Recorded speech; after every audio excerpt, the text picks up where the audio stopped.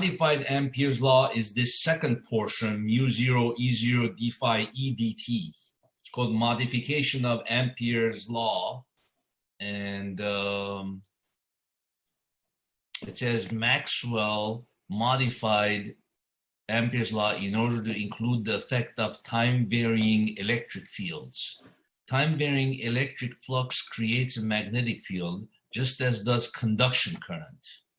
So conduction current is what we have been learning, is just a regular current that goes through wire, right? So we're saying that conduction current creates magnetism, but also when you have a magnetic field in a space, if that magnetic field is changing, I meant if there's electric field in a certain space, if that electric field is changing somehow, a varying electric field creates a magnetic field.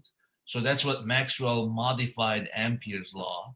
One can take this effect into account by adding an extra term to the Ampere's law. It says Maxwell modified in order to include the fact that time-varying electric fields, time-varying electric flux creates a magnetic field just as does current. One can take this effect by adding an extra term, mu0 ID, to the Ampere's law, making it the Ampere-Maxwell law. Hence, ID is defined as displacement current, E0 d phi E dt, a kind of equivalent current associated with a changing electric flux. Section 34.1 has a detailed discussion and shows you how you need this term in order to apply Ampere's law to the case of a charging capacitor. So what's the difference between displacement current and actual current? So the actual current is dq dt. Displacement current is kind of an effective or equivalent current that is related to the rate of change of electric flux. Both kinds of current create induced magnetic fields. How do you find ID? To find the magnetic field due to displacement current using Ampere's law, mu0 ID includes only the displacement current enclosed within an Amperian loop you've chosen. So when finding the electric flux, which is EA for electric field constant over an area, include only the area enclosed within the Amperian loop. Modified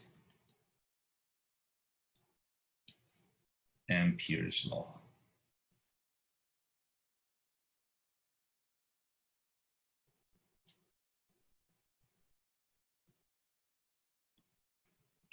So he's saying instead of just B dotted into DL is mu0 I enclosed, you also have mu0 I displacement. I'm not sure where they got the word displacement current, the term from. Probably there's some historical reason which we can read, but there's a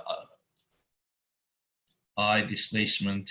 Of course, this is also I displacement enclosed, but this is conduction current.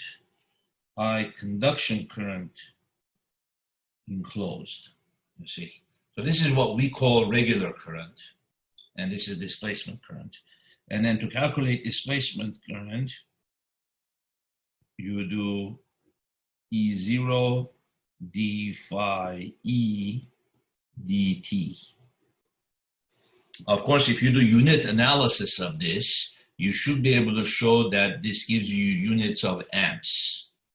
The units of E0 times the units of electric flux over the time, that should give you amps. Just like regular conduction current gives you amps. Okay. So how do, let's go inside of that and see how that works. E0 d phi E dt, and then phi E means what? It's the electrical flux through a surface, but not the closed surface. It's just regular open surface. right? EDA. So the derivative of the electrical field over a surface. So if either the electrical field is changing or the area is changing, either of them, or the angle between them is changing, then you can create a displacement current.